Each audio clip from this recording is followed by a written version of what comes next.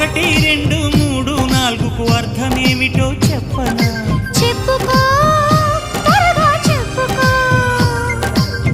ఒకటంటే ఒకటిగా అడుగేద్దాం, అడుగేద్దాం. రెండంటే రెండు గుండెలను ముడిపెడదాం, మూడంటే మూడు ముళ్ళేసి ఆ తర్వాత నాలుగు కాలాల పాటు కలిసుందాం.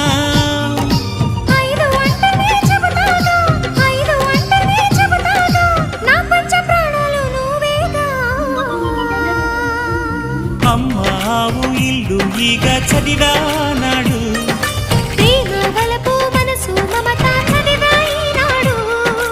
ఇంకా ఏదో చదవాలంటూ పెదవి కోరుతోంది. భలేగా కొత్త చదువు చదువు, ఇలా నా ముద్దు కవిత చదువు, చెలి మురిపాల కథలు చదువు.